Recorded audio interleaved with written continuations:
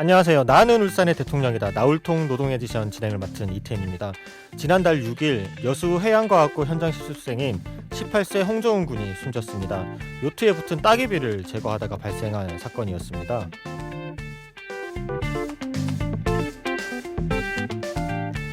잠수기능사 자격증도 없는 홍 군은 차마 바다에 들어가는 대표 지시를 거부할 수가 없었던 건데요. 홍 군의 친구들은 지난 7일 죽지 않고 안전하게 일할 권리를 외치며 거리로 나왔습니다. 여전히 안전보다 돈이 먼저인 노동 현실. 우리는 언제까지 비극을 되풀이해야 하는 걸까요? 나울통 노동 에디션 울산 시청자 미디어 센터의 지원을 받아 울산 CBS에서 제작됩니다. 이 프로그램은 방송법 제69조에 의거하여 울산 시민이 직접 만드는 청취자 참여 프로그램으로 내용은 울산 CBS의 견해와 다를 수 있습니다.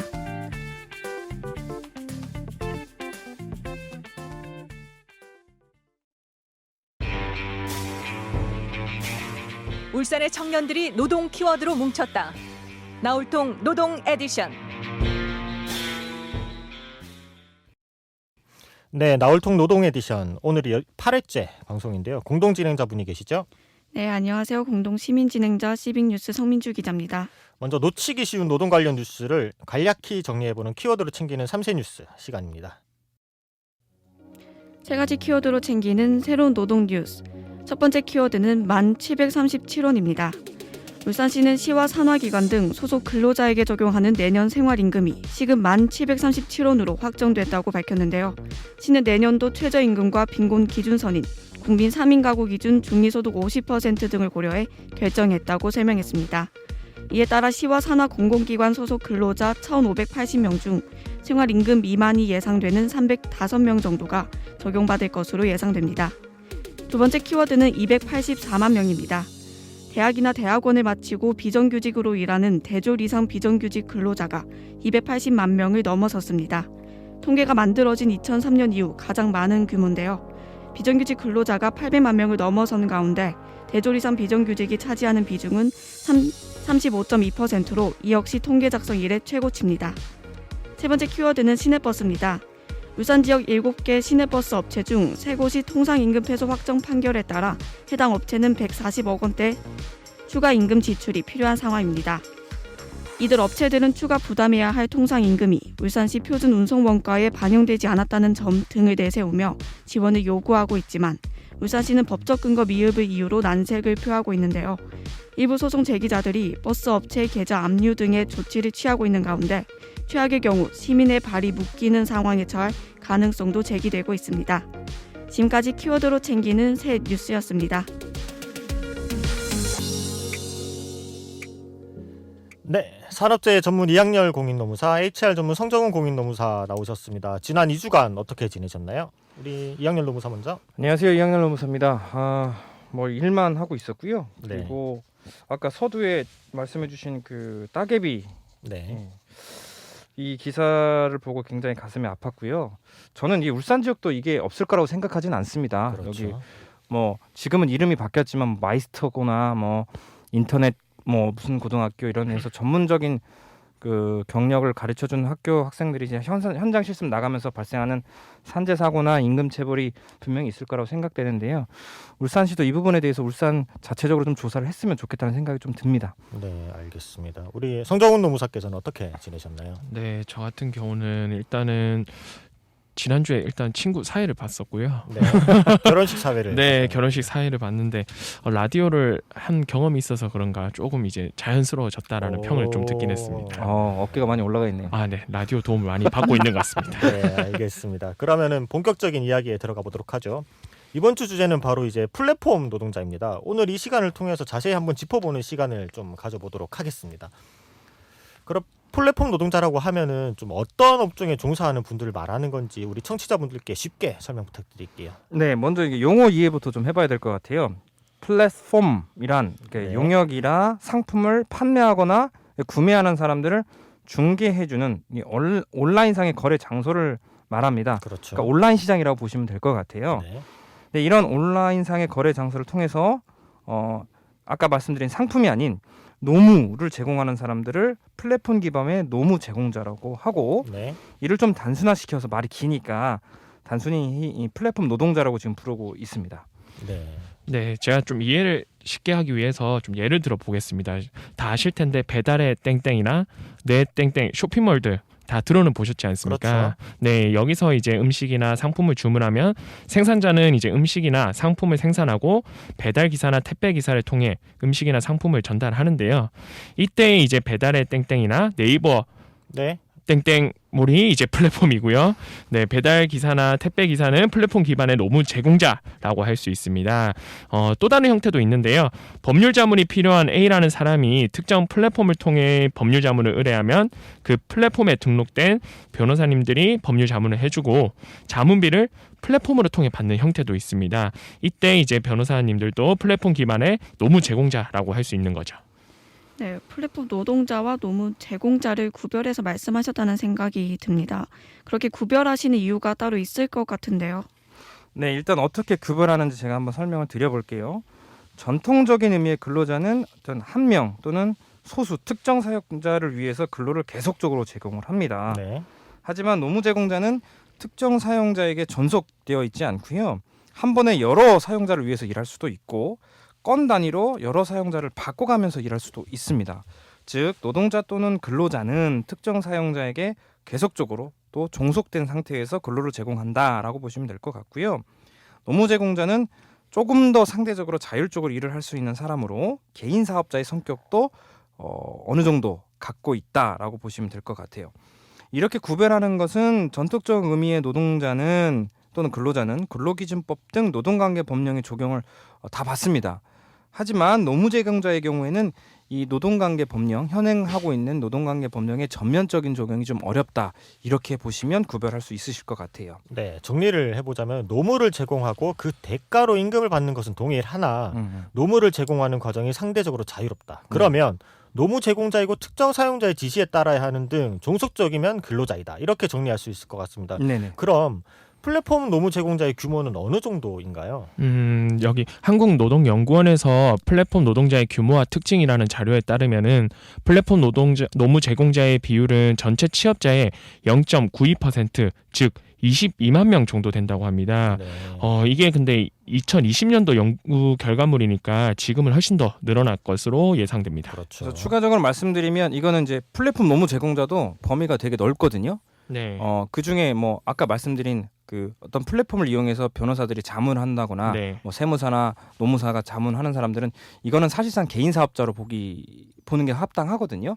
이런 사람들 다 빼고 네. 저희가 알고 있는 배달의 땡땡. 땡땡의 라이더들이나 네. 뭐 여러 가지 어플리케이션을 통해서 뭐 운송을 하는 뭐 그런 카땡땡 대리 이런 분들은 아. 훨씬 더 종속적인 성격이 강해요. 네네. 이런 분들을 추려서 통계가 나온 게 이제 22만 명이라고 보시면 될 것 같고요. 앞으로 이런 그 플랫폼 기반의 노무 제공자들은 정보통신기술 발달과 그 다음에 최근에 이제 코로나 팬데믹이 있었죠. 이러면서 비대면 서비스가 활성화되고 있잖아요. 계속해서 이런 상황에서는 이 플랫폼 노무 제공자의 규모는 계속해서 상승할 거라고 지금 예측을 하고 있습니다. 네. 하지만 규모가 커지고 있는 플랫폼 노동 시장에 비해서 플랫폼 노무 제공자의 노동 환경은 문제가 많다는 지적이 나왔어요. 노동 환경에 주로 어떤 문제점이 있는 건가요? 이게 지금 현행 노동관계 법령은 정통적인 의미의 근로자를 적용 대상으로 하고 있습니다. 그렇기 때문에 새로운 형태의 플랫폼 노동자를 위한 법적 보호는 충분치 못한 실정이고요. 그렇죠. 일단은 근로기준법 적용 대상이 아닙니다. 맞습니다. 네, 그러면 이제 예를 들어서 근로시간 제한도 얻게 되는 거고, 그러면 이제 주 52시간과 상관없이 계속 일을 하게 되는 거죠. 그럼 이제 가로로 이루어질 수밖에 없는 상황입니다. 그리고 이거 배달 라이더나 이제 대리기사님들 같은 경우에는 사고가 종종 발생하는데요. 하지만 근로자가 아니기 때문에 산업재해 보상 보호법에 따라서 보호를 제대로 받을 수 없는 실정입니다. 네. 뿐만 아니라 이게 플랫폼 사업주들은 이제 가격을 결정하고 별점과 같은 평가 시스템을 도입하기 때문에 플랫폼을 활용해서 노무를 제공하시는 분들은 이 플랫폼 시스템을 따를 수밖에 없습니다. 이런 상황에서 생계를 플랫폼 노무 제공으로 꾸려간다면 근로조건 개선을 플랫폼 사업주를 상대로 주장하기는 쉽지는 않죠. 전통적 의미의 근로자의 경우에는 이게 노조를 결성해서 단체 힘으로 사업주와 협상을 할 수 있지만 플랫폼 노무 제공자에게는 이게 노조를 만들 권리 등이 현행법에서 인정을 하고 있지 않습니다. 그렇다 보니까 자체적으로 근로조건 개선을 위해서 활동할 수 있는 법적 보호 장치도 없다 이렇게 보시면 될 것 같습니다. 실제로 작년 한 해 그리고 올 한 해 많이 조금 이슈로 떠오른 게 있었죠. 그 수수료 관련해서 문제도 있었고 그리고 라이더분 청년 라이더가 이게 뭐 좀 사망 사고로 이어지는 등 여러 가지 네. 사건 사고도 많았는데 그러면 현재 플랫폼 노무 제공자를 위한 어떤 보호 장치도 없는 건가요? 그나마 이제 다행인 것은 2022년 1월부터 내년부터죠. 플랫폼 노무 제공자도 고용보험 가입이 의무화가 됩니다. 그리고 이제 산업재해 보상법 혜택을 받을 수 있도록 하는 법안이 국회에도 발의가 되어 있습니다. 국회 또한 법안 필요성을 인정하고 있어서 이제 조만간 통과되지 않을까 기대는 하고 있습니다. 네. 저 또한 이 법안이 좀 국회에서 빨리 통과되기를 좀 기대하고 있는데요. 제가 이제 입법 비하인드를 좀 알고 있어요. 이걸 설명을 좀 해드려 볼게요. 고용보험, 산재보험 적용하자는 것에는 이견이 없었습니다. 근데 문제는 재원을 어떻게 마련할 것이냐, 이 보험료나 이런 것들을 어떻게 수급을 해서 뭐 어떤 조건에 따라서 어떻게 지급을 할 거냐, 돈이 결국엔 문제인 거죠. 일반적인 모습은 특정 사업주한테 보험료를 납부하도록 합니다. 내가 이제 근로계약상 뭐 사업주가 특정이 돼 있으면 사업주가 산재 보험료를 뭐 월급에서 원천 징수를 하는 방식으로 지금 하고 있잖아요. 근데 플랫폼 노무 제공자의 경우는 한 번에 여러 플랫폼을 활용하니까 사업주 하나를 특정하기가 어렵습니다. 그러니까 사업주로부터 보험료를 어떻게 징수할 것인가, 이게 이제 문제였던 거죠.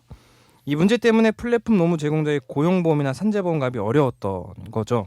소위 이제 이거를 이제 저희들끼리는 전속성의 문제라고 합니다. 특정 사업주에게 전속을 하고 있냐 아니냐라고 했는데요. 이제 아직은 시행착오를 거쳐야 하겠지만 전속성 기준을 폐지하고 적용 사업주에 대한 기준을 처음으로 좀 이번 입법에서 마련을 했다는 점에서 큰 의의가 있다고 생각을 합니다. 네, 노무사님이 생각하셨을 때는 충분한 대책이라고 보시나요? 이게 충분하진 않고 이제 첫 걸음마라고 생각합니다. 예, 고용보험이나 산재보험의 적용을 이제 시작하는 단계이고 산업안전보건법의 적용은 아직도 논의 중인 상황입니다. 이 플랫폼 노무 제공자의 건강을 관리하기 위한 정책도 하루빨리 도입되었으면 하는 바람입니다. 네, 그렇다면 플랫폼 노무 제공 시장의 확대는 좀 전 세계적인 추세잖아요. 다른 나라들은 어떻게 대처하고 있나요, 지금? 해외에서도 플랫폼 노무 제공자를 어떻게 보호할지 논의가 이미 활발하게 진행되고 있습니다. 프랑스 경우는 플랫폼 노무 제공자의 노동 3권을 인정을 해서 노조를 결성할 수 있도록 했고요. 산재 보험의 보호도 받도록 이미 장치적으로 제도화했습니다. 독일 또한 일정 기준을 충족하는 플랫폼 노무 제공자에 대해서는 사회보험, 뭐 고용보험이나 연금이나 우리가 알고 있는 산재보험 혜택을 받도록 했고요. 단체 협약 체결권도 일부 인정을 했습니다.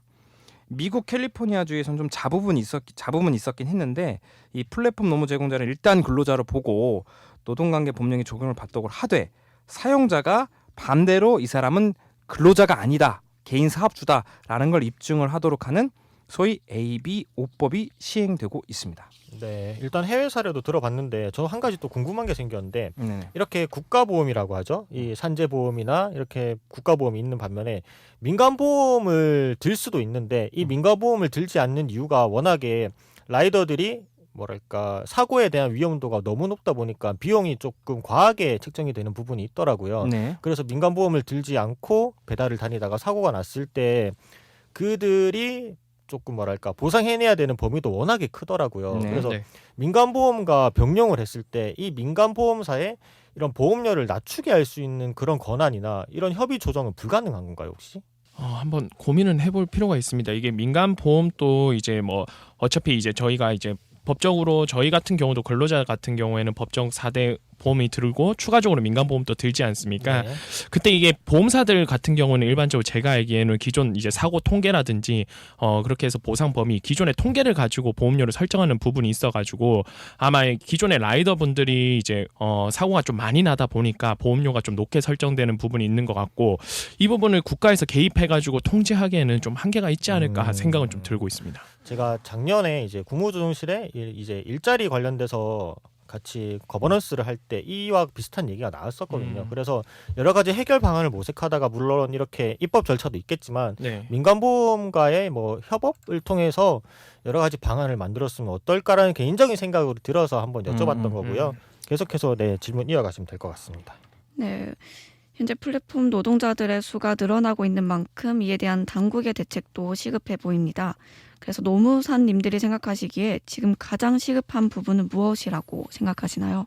저 같은 경우에는 일단 플랫폼 노분 제공자까지도 법적 보호를 받을 수 있도록 지속적인 개선이 지어야 된다라는 것에선 이견이 없는데요. 하지만 법 체계가 달라지는 큰 규모의 이제 개정이다 보니 사업주나 플랫폼 노무 제공자가 너무 혼란스러울 것 같습니다. 그렇기 때문에 하루빨리 이제 기준을 좀 잡고 난 다음에 그 다음에 이제 플랫폼 사업주라든지 노무 제공자 모두에게 교육이나 홍보 프로그램 또는 뭐 저희 노무사와 같이 전문가들과 컨설팅 지원 프로그램도 좀 도입돼야 되지 않을까라고 생각은 하고 있습니다.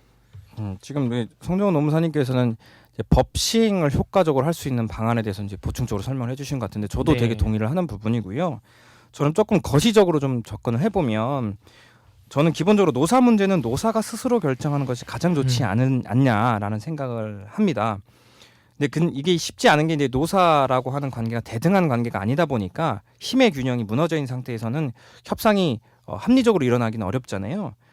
그래서 이런 환경을 만들어주는 게 되게 중요하다고 생각을 합니다. 그래서 이제 마련된 것이 이제 노동 3권이라고 해서 노조를 결성할 수 있고 단체 협약을 체결할 수 있고 교섭할 수 있고 파업할 수 있는 권리를 이제 헌법과 관계 법령에 등에서 인정하고 있는 거잖아요. 네.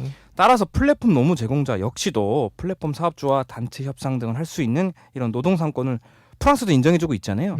이런 걸 인정해주는 것 해서 이제 노조를 결성해서 플랫폼 노무 제공자와 플랫폼 사업주가 자체적으로 자기들의 규범을 만들어내는 것이 가장 좋지 않을까 이런 생각도 해봤습니다.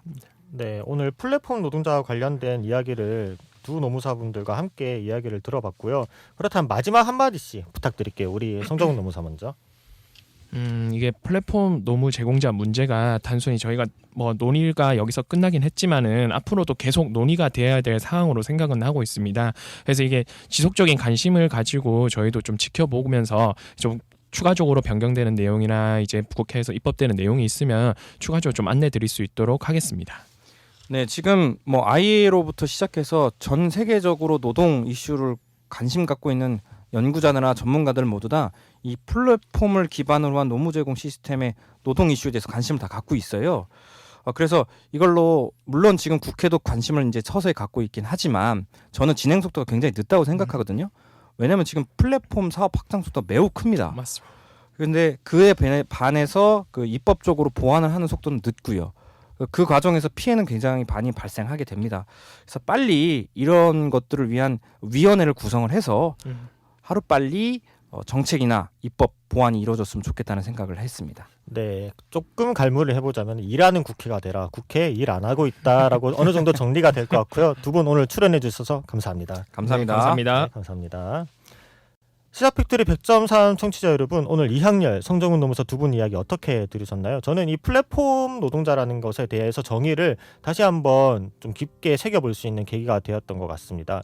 지금 커피소년의 내가 네 편이 되어줄게 나가고 있는데요. 띄워드리면서 오늘 마무리하겠습니다. 지금까지 진행의 이태인, 성민주, 기술의 강승복, 연출의 김유리, 이태인이었고요. 다음 이 시간에 찾아뵙도록 하겠습니다. 감사합니다.